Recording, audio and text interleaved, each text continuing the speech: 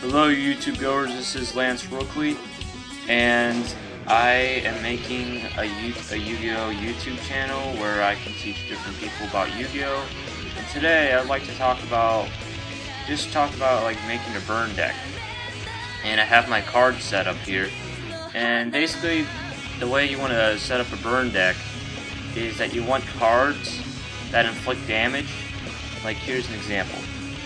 We have O Hezi. It does 800, inflicts 800 points of damage to your opponent. So I would run, depending on, what burn cards you have, I'd run 3 of those in your deck. And I would also run a wave motion cannon. And this card has a really deadly effect. Send this card on the field to the graveyard during your main phase. Inflict damage to your opponent's life points equal to the number of your standby phases that have passed after this card's activation 1,000 times points. So basically, if you activated this card 5 turns ago, and your opponent still hasn't destroyed it, you could send it to the graveyard and do 5,000 points of damage. I mean, that's pretty good. So I'd run at least one of those in your deck. If you could run more, that'd be great. Another good card would be from Aster Phoenix's starter pack, Misfortune, and this card says select one face-up monster your opponent controls. Inflict damage to your opponent equal to half that monster's original attack. Your monster cannot attack this turn. So let's say if your opponent had a Wicked Dreadroot on the field. If you activated Misfortune, you would do 2,000 points of damage. So, and let's see some other burn. Now let's go to the burn trap cards. We have Just Desserts from the Kaiba and Yugi set. Sorry about that, that was the phone. This is from the Kaiba. Anyways, this is from the Kaiba and Yugi set. And basically what Just Desserts do, it inflicts 500 points of damage to your opponent's life points for each monster on your opponent's side of the field. So basically, if your opponent has 5 monsters on the field, it'll do a total of 2,500 points of damage. Now let's see another card. Cemetery Bomb is pretty good. It was released during in the starter deck of first Jaden starter deck, I think. YSD, I think. And basically what Cemetery Bomb does, it inflicts 100 points of damage to your opponent's life points for each card in the graveyard. So let's say if they have 30 cards in the graveyard, you can do a total of 3,000 damage. Let's see. Ooh, Magical Cylinder. Now this card is a must to have in your deck. This card negates the attack from your opponent's monster and inflicts damage equal to the attacking monster's attack to your opponent's life points. So basically, if your opponent attacks with Blue Eyes Ultimate Dragon, you not only get to negate the attack of the card, but you also get to do a total of 4,500 points of damage to your opponent's life points. And a way to maximize your inflicting points of damage, I would run 2 Robin Goblins, and basically what they do. Oh well, we can get that later. Let me get to the monsters first. Let's see here. Sorry guys if I'm not doing my best job. I mean, I've only been doing YouTube videos for a little bit, so I'm trying my best. Okay, we have, I would run 2 Ebon Magician Currents, and basically what they do is during your standby phase, they inflict 300 points of damage to your opponent's life points for each monster on your opponent's side of the field. So let's say your opponent had 5 monsters on the field, and you had 2 of these on the field. They would do a total of 3,000 points of damage during your standby phase. Now that's pretty good. Then we got our Solar Flare Dragons here. Let me get the other one.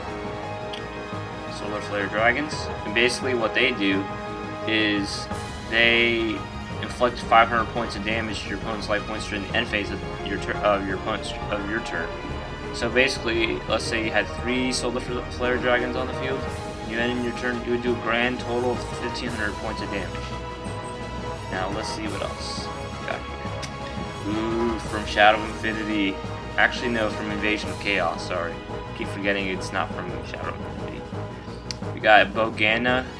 During your standby phases, can inflict 600 points of damage to your opponent's life points.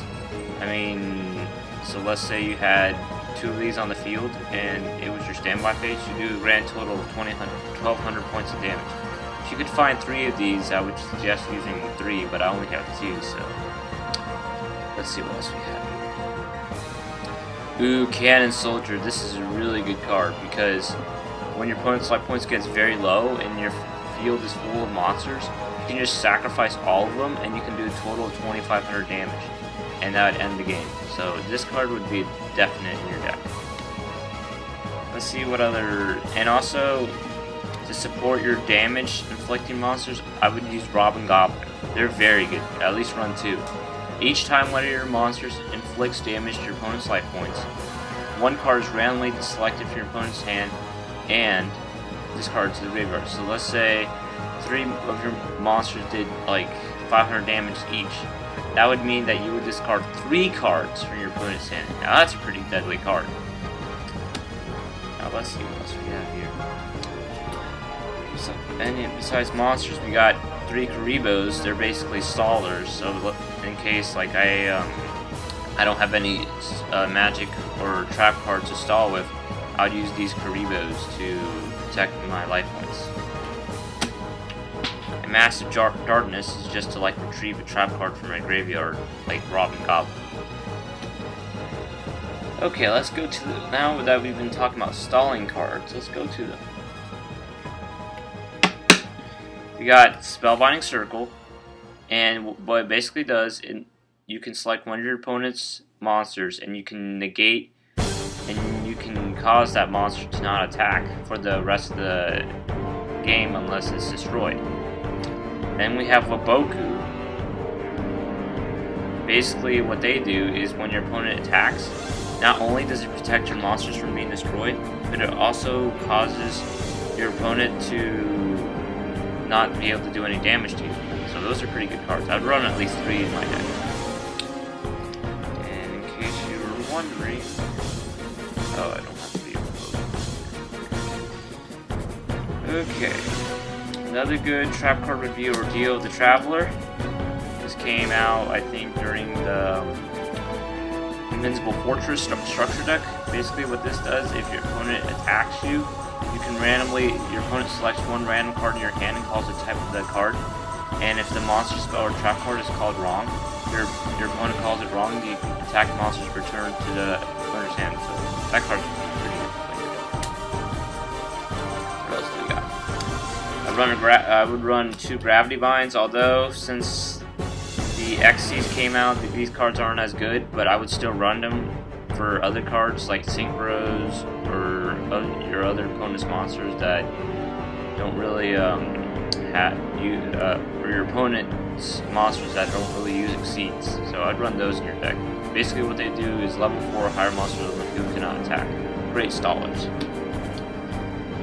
What else we got here? Oh, limit level area B. It's basically the same as Gravity Bind. It just turns all level 4 monsters into defense position. So I'd run like 1 of those in your deck.